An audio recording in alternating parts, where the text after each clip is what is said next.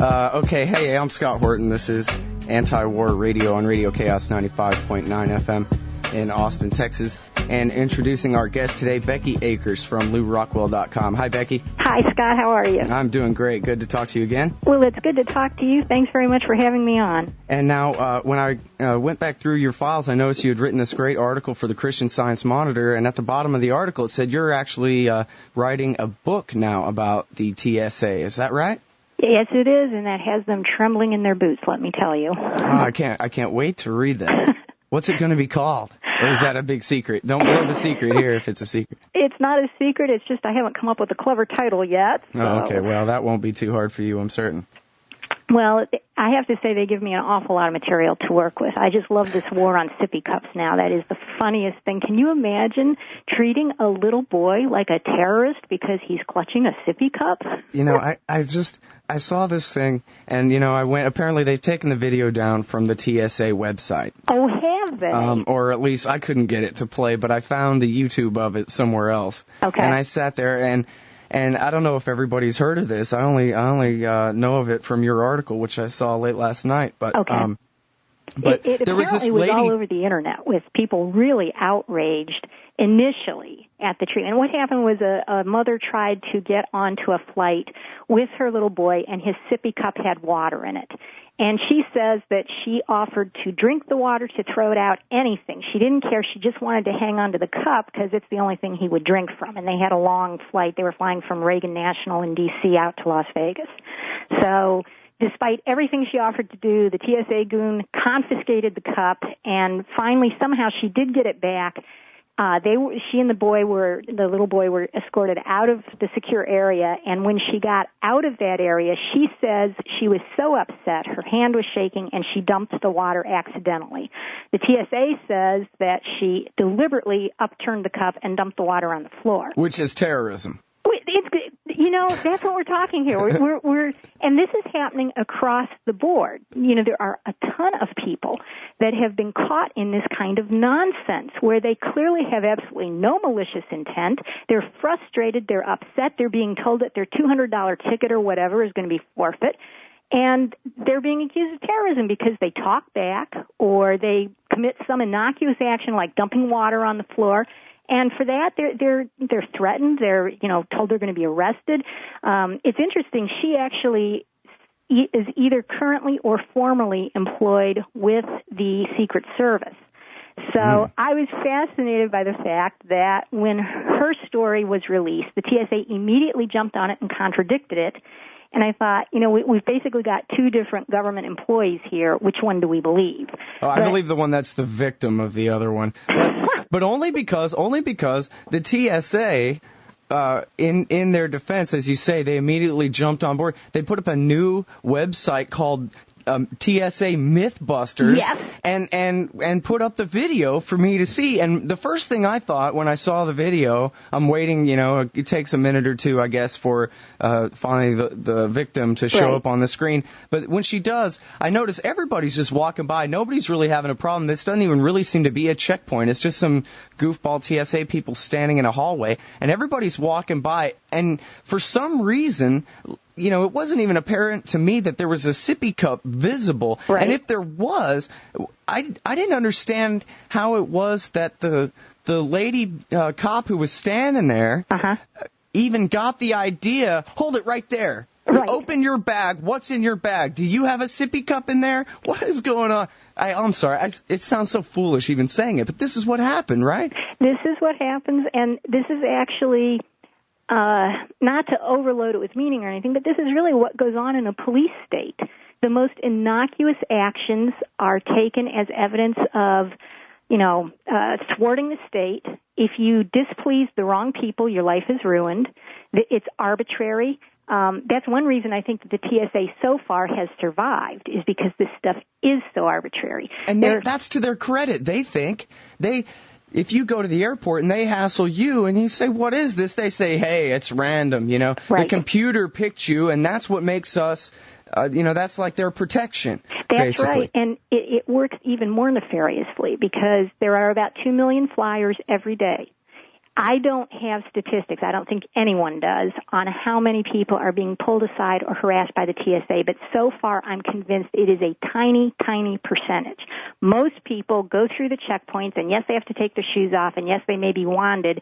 Most of the people who are wanded and picked on don't care. They're actually glad for it. This is borne out by a number of different polls. They think, oh, wow, this is great. They're protecting us.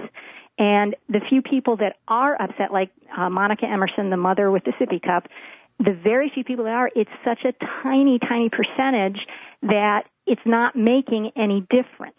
Now, it's unfortunate that in a free country, well, supposedly free country, formerly free country, how about that? In a formerly free country, it's unfortunate, but most people do go by their personal experience. And if something doesn't personally bother them and they've never personally been harassed, their attitude is pretty much, hey, she was making trouble. Now, I actually saw this on different comments on websites. ABC News had, a couple hundred comments on this incident.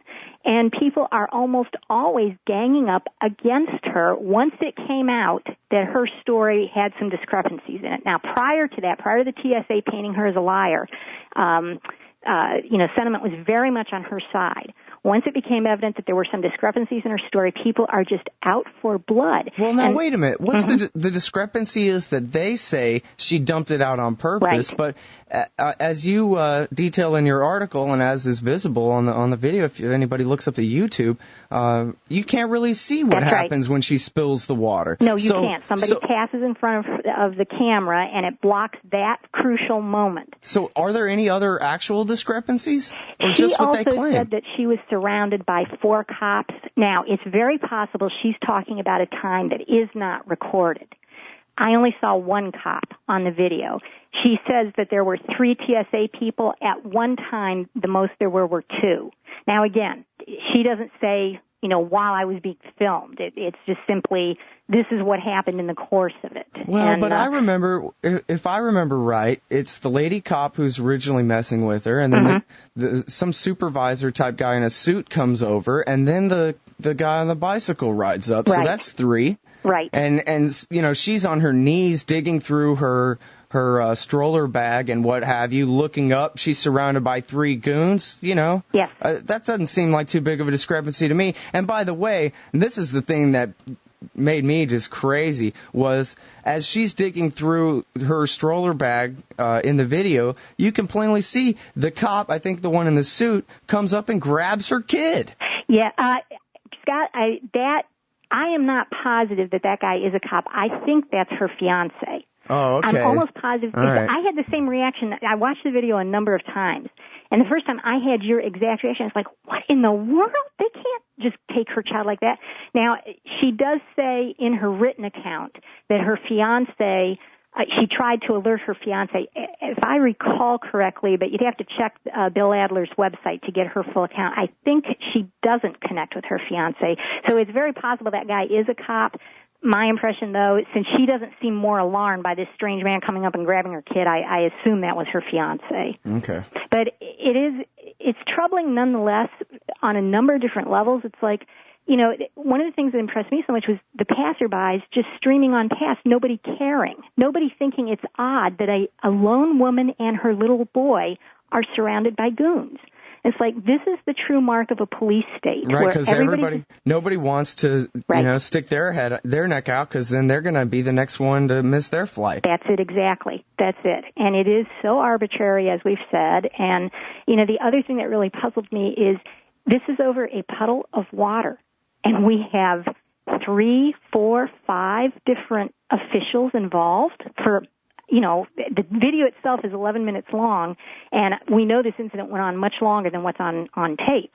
So you have this many people, this many our taxes are paying these leeches. This many people concerned about a woman dropping water on a floor?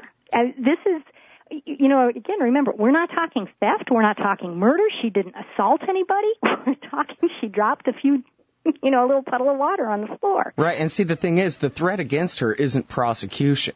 The threat against her is, I will arrest you right now and ruin your trip that you're trying to make.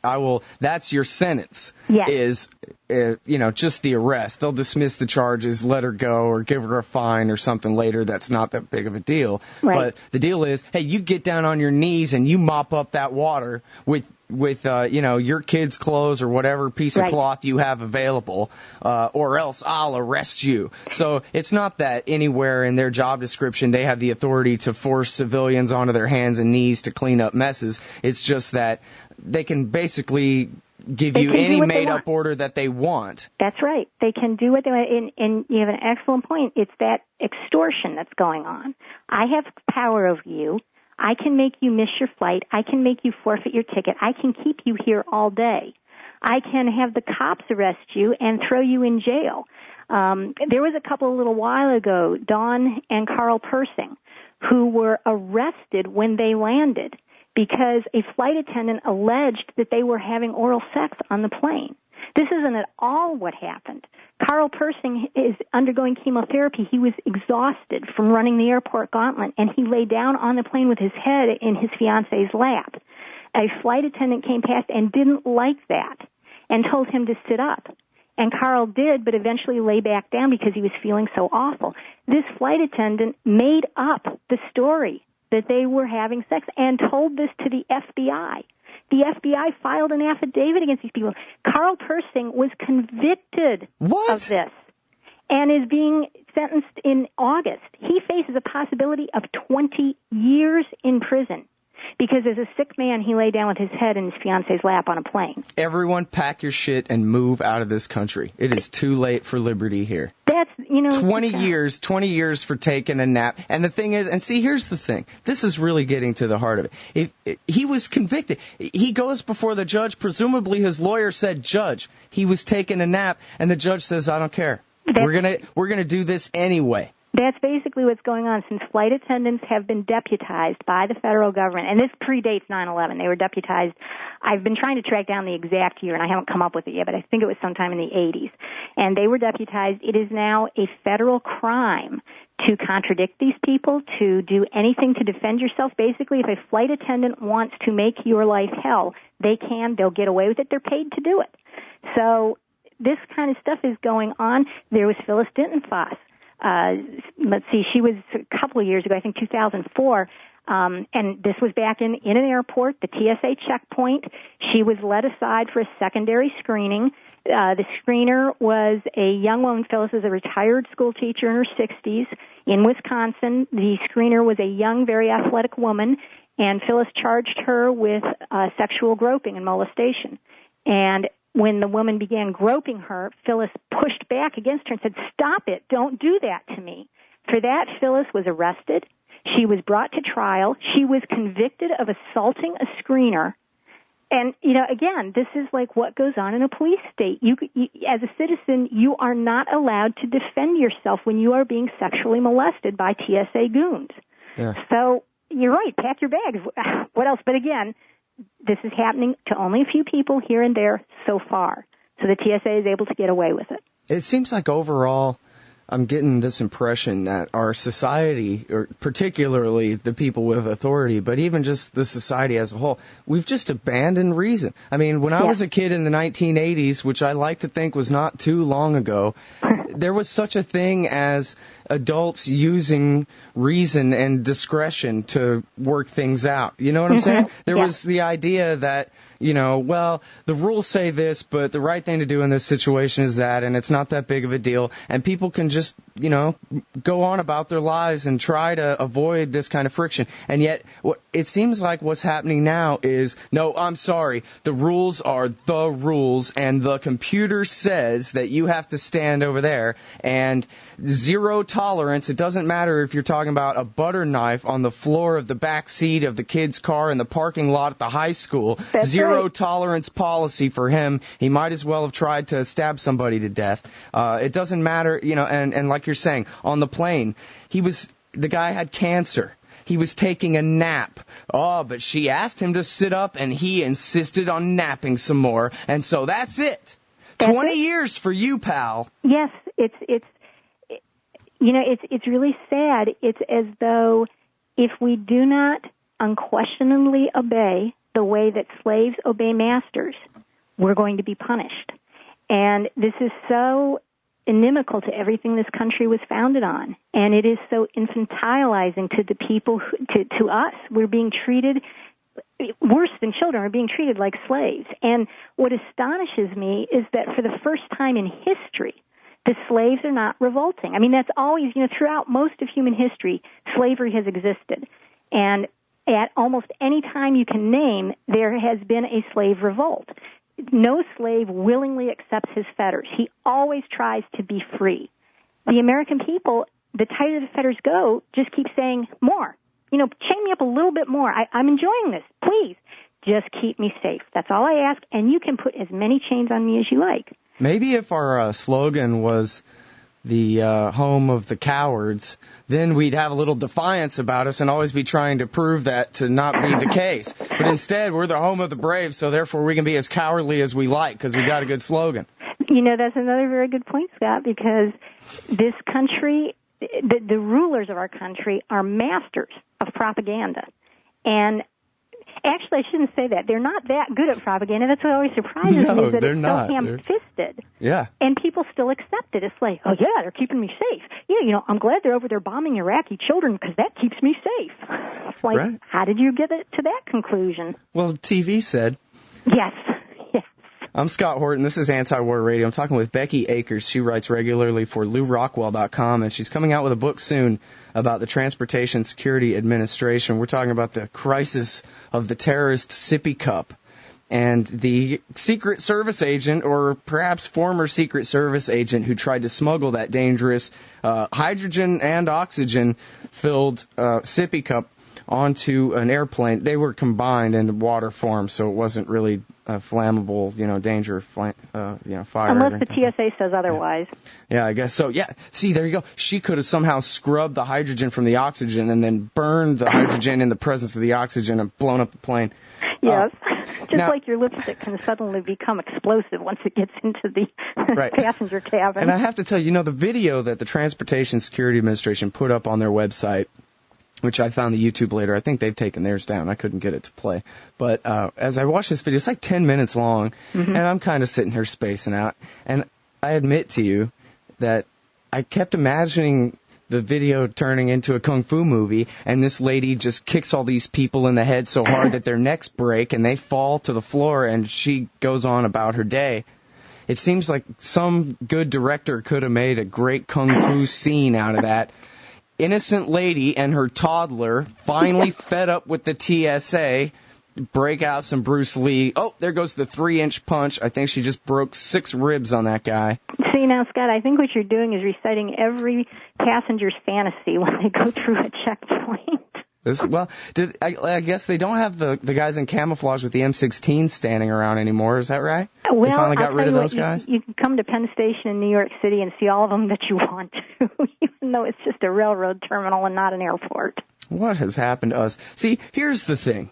And I think everybody knows this, too, whether they're the cowards who like going along with it or otherwise. I think everybody knows that if any of us are on an airplane, you take any 50 to 150 people at random from this country and put them on an airplane together, and then let some jerk in a red headband try to hijack the plane and crash it into something, and just watch as the passengers rip that guy apart. Oh, that's absolutely true. Flight 93, I guess it was Flight 77 was the last one that people didn't fight back. On Flight 93, they did, and any hijack between now and the end of humankind, that there are Americans on board, they are going to fight back, and that hijack is, even if it does crash to the ground, it certainly ain't getting to its target, and probably they won't even get inside the cockpit door.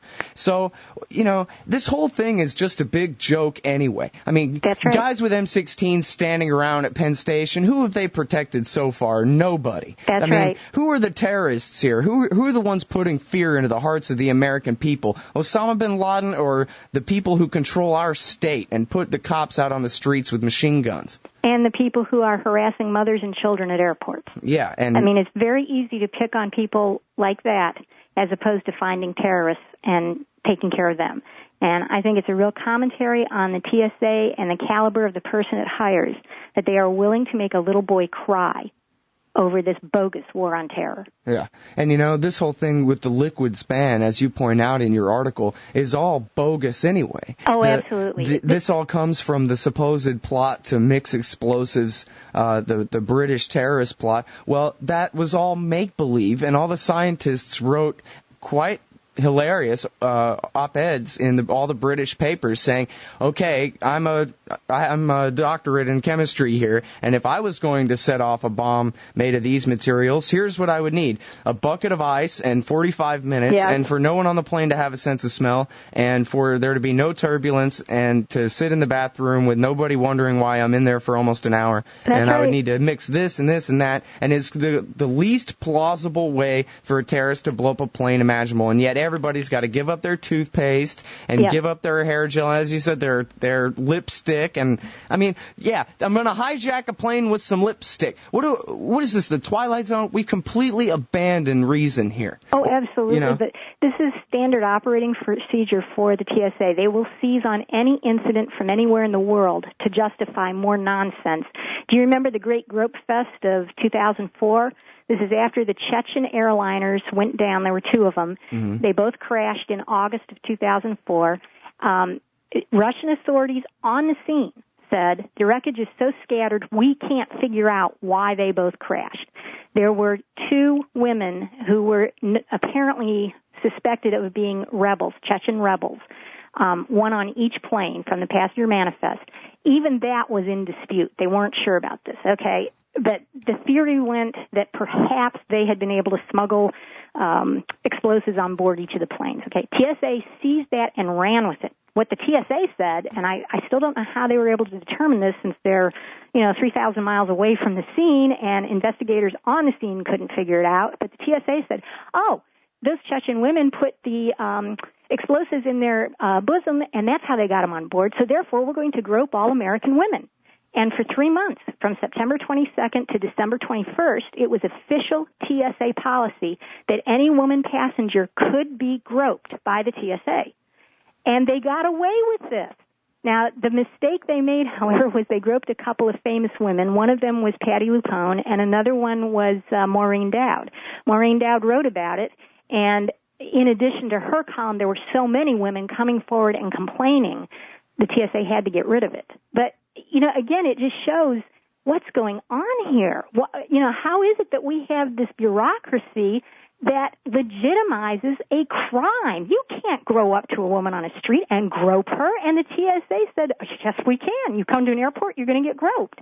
And Americans submitted to this. Remember that it took 3 months to get this nonsense repealed.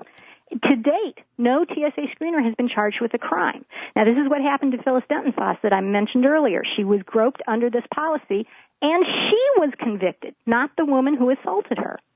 So things are this is so out of whack. And you are very correct when you say, Scott, that it's not the terrorists we need to fear. It's the people at the airports doing this to us.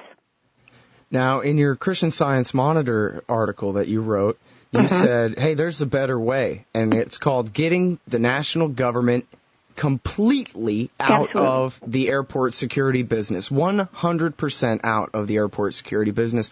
Now, does that mean that you think that planes ought to just be used as weapons then? Well, you'll notice that that's only been the case that they've been used as weapons since the feds have controlled aviation.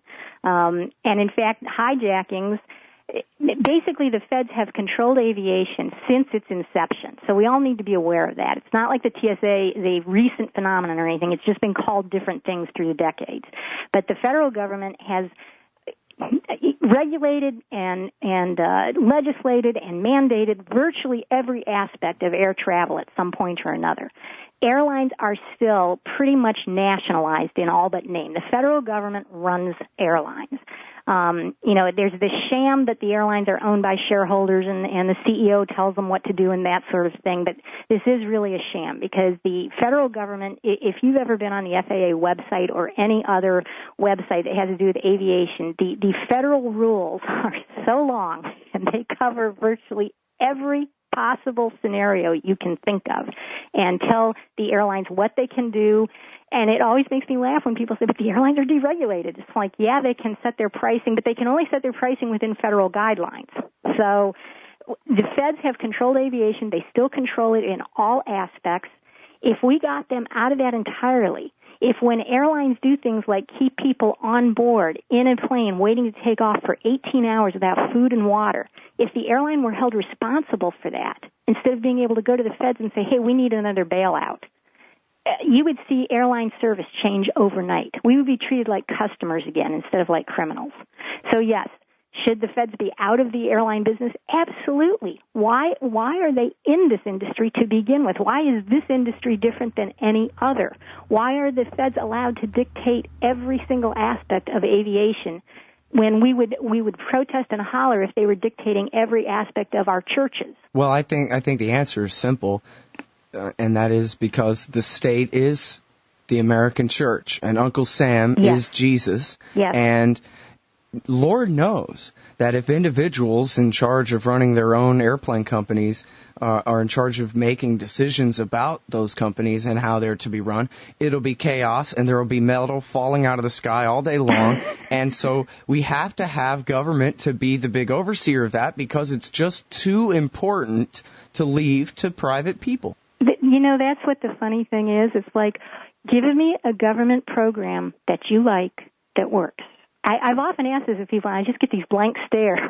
It's like, why then do you think they should be entrusted with your life when you get in a metal cylinder flying a mile above the earth? Tell me that. I don't understand. And you know, why are they suddenly competent? The security thing is the perfect example, too, because before September 11th, as you say, it was completely regulated from beginning to end. Absolutely. But it was basically private contractors.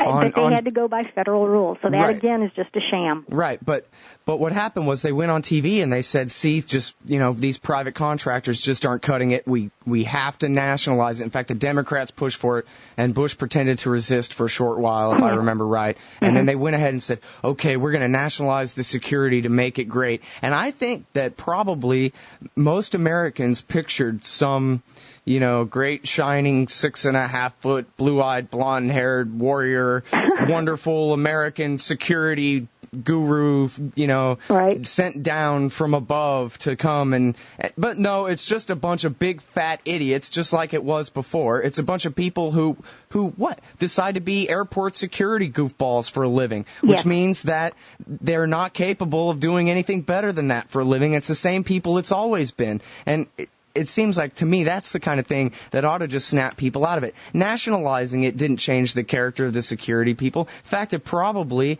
just made it worse. I remember, I think that you've pointed out in articles before that actually it's easier for a criminal and a junior high school dropout and anybody else to get a job for the TSA. It's easier for them to do that than the private companies that whatever the TSA used to be called hired out in the first place before September 11th. Scott. And it's fascinating to go through and find out how many TSA employees are actually criminals with records.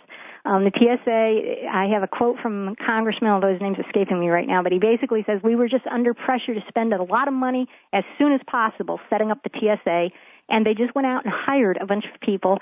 It's a riot. You can read a statement from again, I can't think of the guy's name, but a celebratory statement on the TSA's first anniversary. And basically, the bureaucrat admits in that, yeah, we had to hire a lot of people real fast, so we didn't have time to screen them, but boy, they're doing a good job. Yeah, but you come to find out they all had criminal records. Right. And you know what? Somebody who's been a criminal could still be a good security guy. You know, hey, I believe that whole you did your time and you're off parole absolutely. kind of thing. Let's remember, too, that a lot of people in jail right now are not criminals. Right. They have not stolen. They have not murdered. They're there because they have political opinions that differ from the government. That makes them political prisoners. Right. Or engaging in a black market I'm sorry? Or engaging in a black market that's not truly criminal. You're a political criminal in that, or political prisoner in that case. But I'm not talking about those. I'm talking about people who've actually been convicted of things like stealing, and then they work for the TSA. So. Right. Well, and never even mind that. Even if they turned over a new leaf in prison, decided never ever to steal again, because every time from now on they're going to think of their grandma and how disappointed she would be if she knew that they were stealing. And now they're a good person. Now they work at TSA. They still don't do their job worth of crap, because every time the FBI or the Homeland Security guys or anybody smuggles explosives or guns through airports as a test, pretending to be terrorists and smuggling this stuff in, they get away with it every time. The TSA has something called the Red Team. It goes around, it's a group of undercover people, goes around and tests airport security, and you're absolutely right. Every time they test it, it fails, and we're talking failure rates of about 90%. So I just think this is such a hoot. It's like you are taking off your shoes for absolutely nothing. Actually, the reason you're taking off your shoes is to acclimate you to becoming a serf instead of a citizen. And the reason you are being made to mop the floor after your sippy cup spilled is to acclimate you to being a serf and not a citizen. So the TSA does have a recognized purpose. It's just that it's not honest enough to tell us what it is, and most people don't see through it. Most people are still swallowing the propaganda that it protects us from terrorists, even though, as you point out, any test that's run on the TSA checkpoints, the weapons are smuggled through every single time. And the TSA is not the only government entity testing it. The GAO also regularly tests airport checkpoints, and there are a couple of other federal groups that also check checkpoints. All the tests come back 90% failure rates. So, but Scott, it goes back to what you were saying before about, any hijacker now, passengers would rush him. This is the problem with having federal or any kind of government security. The government always fights the last battle. It doesn't have the flexibility and the initiative that private enterprise does. So private people, because they can move quickly, because they have the feedback that pricing gives them and supply and demand gives them, they can come up with flexible plans that work. Federal government can't. It fights the last battle, even though the last battle is long done and isn't going to be refought. So you're absolutely right. No terrorist in his right mind would try what the 9/11 guys did, because we're all watching for them. But the federal government acts as though that is the next threat. And it's just laughable. Yeah, and and again, just further on what a terrible job they're doing in fighting even the last threat. Yes. There's a headline that came out, I guess, last week, 2 weeks ago, I think last week, said 500,000 people are on the terrorist watch list. Yes. Now, I regularly interview all these angry former CIA guys because, of course, the neocons purged the CIA, so they all have a bone to pick. Right. And they tell me, well, I guess Scheuer gives a more doomsday estimate than the rest, but I know Philip Giraldi told me that he estimates at the most, he doesn't want to be too specific, but he thinks at the most we're talking low thousands, maybe 2,000 or 3,000 people who are actually, dedicated terrorists willing to come to America and actually kill Americans. A couple of 2,000 or 3,000 of them at the most in the whole world. Yes. And yet there are 500,000 people on the no-fly terrorist watch list. Because, again, remember, this is nothing to do with terrorism. That's simply the face the feds put on it. This is about grabbing more and more power for the police state. And now 500,000 people have to say, Daddy, can I, before they go to get on a plane. 500,000 people have to genuflect and have to bow down and have to kiss the feet of the state and say, please, please, please let me travel. So that's what this is about. And from that aspect, it's been a smashing success. It sure has. And, I'm trying to remember what movie it was. There was some movie I saw in the 1980s where it was kind of a dystopian future and everybody's got to show their ID to the government thug in order to get on the plane and all that. And I remember thinking, oh, wow, the future, the totalitarian future where you have to prove who you are to the government before you're allowed to travel. Yes. What must that be like? Oh, no. Yes, and if Real ID is, Real ID is now law. It's supposed to be implemented next year. So far, 6 state legislatures have said they will not abide by its provisions. But if other states don't step up to the plate and say no to Real ID, the airport nonsense is going to spread. You're going to be showing your papers to government thugs at virtually every interaction in the larger society. So, for instance, if you want to get into a courthouse, actually, a lot of places now you already are having to show ID. You want to go and open a bank account, you're going to have to show ID. You want to get on a bus, a train, you're going to have to show ID. There was a ruling a couple of years ago that cops can now ask your ID for no reason whatsoever, and you must show it. That'll be exacerbated by real ID.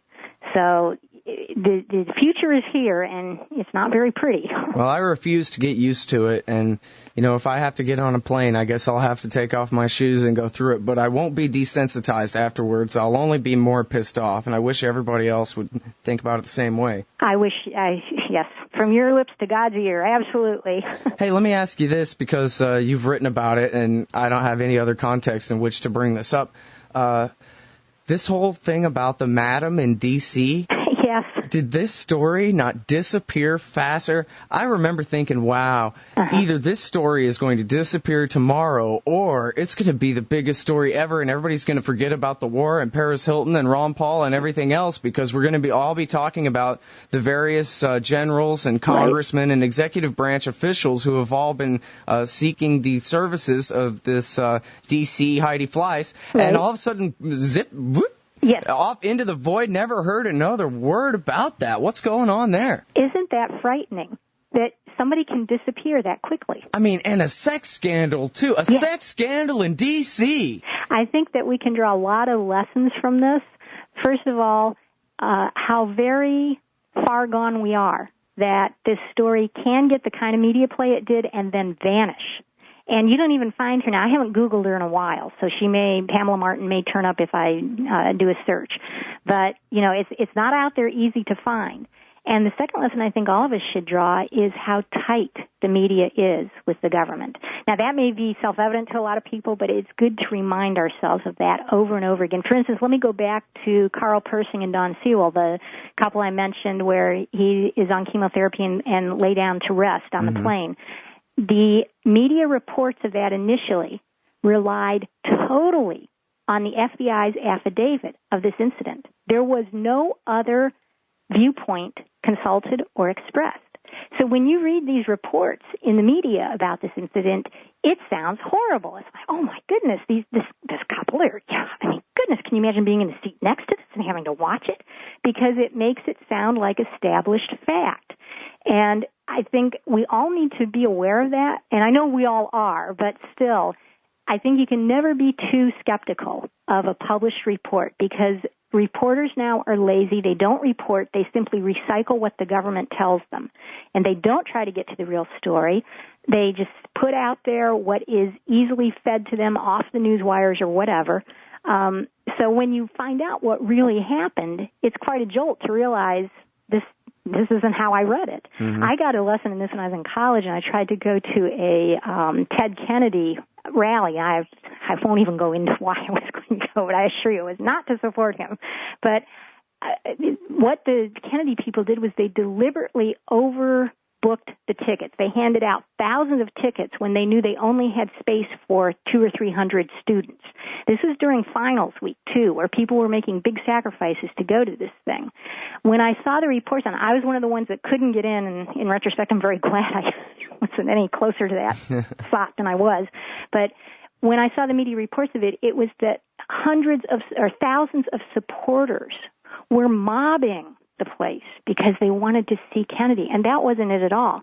The Kennedy people deliberately gave away far many tickets than they had room for so that would be, it would appear like that, and that's what they told the media, and that lie was recycled. So, again, with Pamela Martin, it's like, understand that all that has to happen is the order comes down to reporters and publishers and editors. We don't want this story out there, and it disappears. Yep. And you can't have a free society if you don't have a free media. And, it seems to me that, I don't know, for example, you can burn a bunch of women and children to death and machine gun them all in front of everybody on TV and call it a suicide and tell the editors and the TV people, hey, listen, we're not going to get into this. It's just a suicide, okay? And get away with that. I can understand that. But a sex scandal in D.C.? I mean, how many hundreds and hundreds of reporters are there? And bloggers and everything. I mean, this is the kind of thing, I'm not saying it's important news. I don't even care. But I would like to see a bunch of Republicans and Democrats ruined if I can get that under the, you know, it's not like any of them are ever going to go to jail for what they did to the Branch Davidians. That's right. Let's get them busted on a sex scandal then. There's got to be how many bazillions of advertising dollars in this? How many careers are you know, could be made writing about this? And in this case, we know that the lady gave her black book to, was it ABC News? They have the phone numbers. They know who all the people are. The media has the information, and they're not publishing it. No, they're not, because there are far too many ties between the media and the government. Remember that the government licenses media. And I'm always amazed there isn't more outcry about this. But, you know, all that the government has to do, the FCC just goes to ABC and says, you want your license renewed? And that's the end of it. And it's like, why isn't this an outrage? Right. How did this stuff ever get passed? And why is it that nobody protests this? Newspapers are the same, because so many newspapers also own television stations and broadcasting. And it's like this is all incestuous and it's all controlled. And, you know, I mean, the New York Times, all the government has to do is threaten to come and shut them down on labor problems. It's astonishing. You're right. There's so much leverage there. And in fact, in the Bill Moyer special about the media that he did not long ago, that's one of the quotes from Dan Rather is, nobody has to tell you. Nobody has to send you a memo. We all understand very well that the corporation that we work for is regulated from beginning to end, top to bottom, by the national government of the United States, and that we are not to push them. I mean, they know that, and that's out of the words, that's out of the mouth of Dan Rather. That's them talking. It's and why? Of course, ask a libertarian, and the answer is always the same. Just because, you know, we're always right. The problem is that there's not a free market in radio. We don't have private property rights in radio. What do we have? Communism. We have the government owns all the frequencies in the air, and they decide who's allowed to get what. Yes, and I think this is also the reason for the, quote, media bias. If you've ever noticed, all media will, quote, criticize the government. They criticize it for not going far enough in destroying our freedom. You know, the media reports I see on the TSA, they're not, people don't report on the TSA nearly as much as I wish they would, but when they do, the theme is never the TSA has gone too far. It's always the TSA needs more money. The TSA needs to do this further thing, this further indignity needs to be visited on passengers. The TSA ought to be doing this other thing as well. It's always a call for more and more and more government. So, are we safe enough? Next, after the commercial break, we'll come back and show you the brand new X-ray machines where the goofball 9th grade dropout who just got off probation is going to be looking at your family naked. Yes. And you know, from a health aspect, I was amazed there wasn't any outcry about that. You know, I've talked to some doctors about this. They unilaterally tell me this is really dangerous. You're going to have pregnant women who don't realize they're pregnant yet walking through these machines, and they're going to give birth to babies with defects. And where is the outrage? Where is the mainstream media that's always so fast to jump on any private corporation that markets something like this? Where is the outrage from them now that the TSA wants to irradiate every single passenger in the United States every time they fly? There just isn't any. Wow. Yeah, you know, it sounds kind of hyperbolic, but I do think it's time for serious people to start seriously considering packing up their stuff and leaving America before it's too late. We are headed over a cliff here in terms of the totalitarian nature of the state's association with the people in the society. Yes. They have got far too much power, and it's funny. It seems to me like they have so much power that they're not even exercising yet. Like I'm just sitting around waiting for the other shoe to drop, to tell you the truth. You know, Scott, that's a fascinating observation because I agree with you entirely. I've wondered about that too. I've just been researching something called the Model State Emergency Health Powers Act. This stuff has been passed by 44 states, and it basically, it's getting new play now with the Andrew Speaker TB bridegroom case.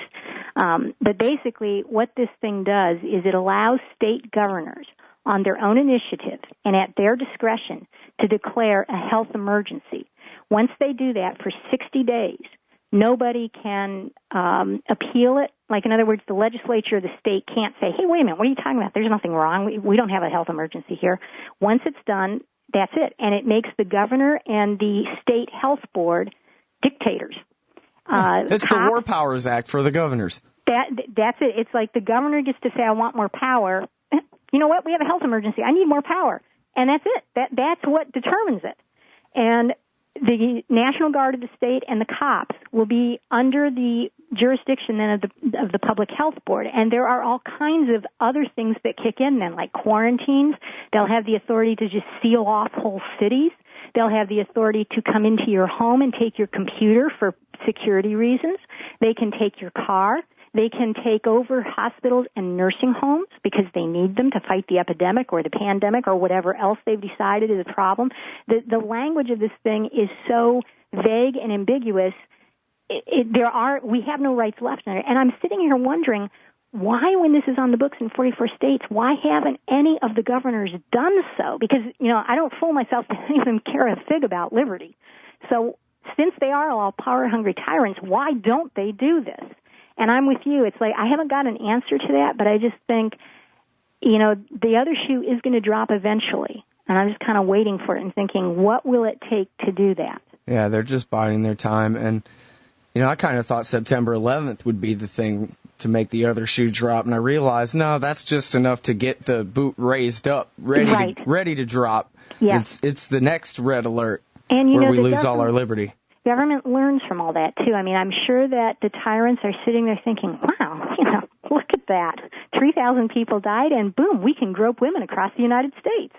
And, it's like nobody protested. Their husbands stood by and watched us feel them up at airports, and they didn't say anything.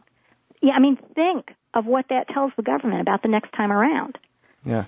And, when you talk about seizing computers, and we could probably add seizing people's guns and stuff in there. Oh, yes, that goes without saying.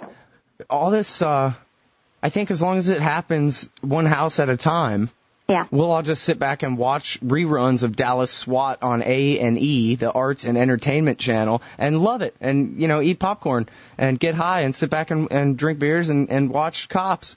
As long as, I think the lesson that they learned from the American Revolution is you don't want to give them a Lexington and Concord. You don't want to come and say, listen, we're coming for all of y'all at once, because then people will shoot back. As long as they just get us one at a time, they could eventually arrest all 300 million of us under one form or another and probably get it done. That is, I think you're on to something very crucial there. Government is very good at dividing and conquering. Right now they're doing it, for years they've done it with poor minorities. They've made real scapegoats out of black people and just have made war on that whole culture and that whole race. They've done the same with, right now they're doing it with immigrants, especially Hispanic immigrants. They are just scum of the earth. They come in and they clog up our hospitals and they clog up our schools and they clog up this and that. Although, have you ever noticed, Sheldon Richman at FEE points this out, that the only people protesting the influx of immigrants are the government-run institutions like schools and hospitals. But so they take off everything. They're taking off after Muslims. Muslims are they're the ones making war and they're so belligerent and blah, blah, blah. They just divide and conquer and go after one group at a time. And, everybody knows that old adage about, I didn't protest when they went after you, and then after you, and after you. And then when they came after me, there was nobody left to take my part either. Mm-hmm. And that's what we're seeing happening right now. So, I heard an interview one time with the former head of the Soviet secret police, the NKVD, I guess, from back in the day, too, from back in the days of Joseph Stalin and stuff. Right. And he talked about how there were a dozen of them. Yeah. And their job was to go out in the middle of the night, preferably 3 or 4 in the morning. They'd kick your door in and take you off, and you'd never be seen again.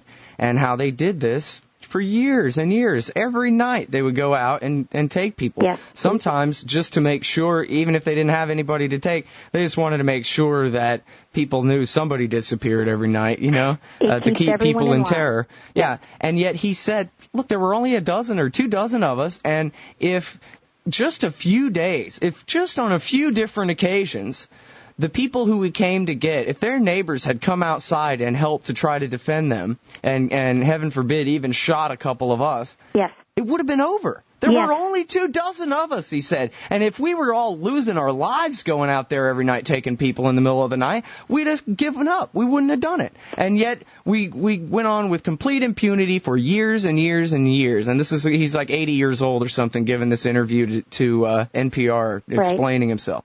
And he said, look, the people of Russia could have stood up against us anytime they wanted, but they wouldn't.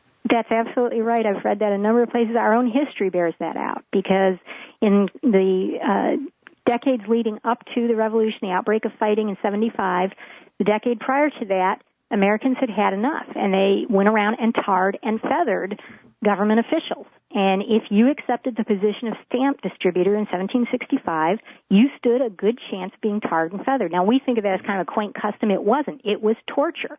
You had hot tar poured on your body. That could cripple you if it hit nerves and muscles. It could blind you if it went in your eyes. It was horrendous as far as leaving burns over whatever part of your body the tar came in touch with, and then pouring feathers over it made you an object of ridicule. And you would often be forced to march through the streets as your skin is on fire and, you're suffering all of this pain. So this was not something to take lightly. This was serious business. And if you worked for the government, if you worked for the British government in the colonies in the late 1760s, you pretty much feared for your life. It's amazing to me that the colonial administrators for the Crown never dreamed of going as far as your average cop does, or the TSA goon, or an IRS agent. These guys didn't have nearly that kind of power, and this is how Americans reacted. So and you're absolutely right. If more of us stood up, I had that same thought when I was watching the video of Monica and her son, and I watched passengers just streaming past. And I thought, what would happen if they all stopped and surrounded them and said, what are you doing to her? Why are you harassing her? I've had that same thought when I see cops pulling motorists over on freeways. It's like, hey, our taxes paid for these roads. Our taxes pay your salaries. Leave us alone. What would happen if every passerby just stopped and surrounded the cop and the person he's picking on? They'd get shot. You know what? You'd see the police state disappear overnight if people would just stand up to it, but they don't.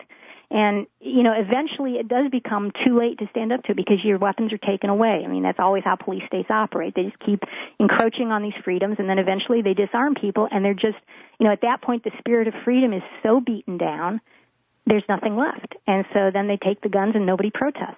And that's, we were talking earlier about when to leave. That's kind of my benchmarks. Like when they start confiscating the weapons, I'm out of here, because at that point we have no recourse left. Right. But see, even then, they'll only come for them one at a time. Yes, you're absolutely right. They'll never give you a Lexington and Concord. No, I think you're right about that. And so that's the thing. I mean, honestly, literally, if they come and arrest your neighbor, you're not going to know that they're just there for the guns. You don't know exactly what the charge is. You're going to assume that he's probably going to have benefit of a lawyer when he gets taken downtown if they didn't kill him during the raid. Right. And you're probably not going to run outside and join a firefight, I mean, I wouldn't. And, there's another real problem here, and that is Americans have been fed this gobbledygook about democracy, and we have the best government on earth, and ours is different. Yeah, they might torture people in Cuba and China, but our government's different. And it's like, no, government is the same entity. Anywhere you go in the world, it is the exact same thing. It's force. It's brute force applied against everyone who doesn't agree with it and doesn't do what it tells them to do. The only difference comes in the amount of force that's applied, and that comes down to opportunity. If a country is willing to allow Muslims to be whipped on the streets, they will be whipped on the streets. And if a country is willing to allow women to be whipped on the streets, they will be. And if a country is willing to allow Branch Davidians to be mowed down and turned into firewood, they will be. And we've seen this in our own country. Why is it that Americans still seem to think government is a good thing and it helps me? And yes, every other government around the world is dictatorial, but not mine. Yeah, well, Becky Akers, she's one of the reasons why I love LouRockwell.com so much. She's got an article up there today, Sippy Cups as WMDs, and she's writing a book about the TSA. Everybody, I'm sure, listening to this will be awaiting that as eagerly as I will be. Thank you very much for your time today, Becky. Appreciate it. Thank you, Scott.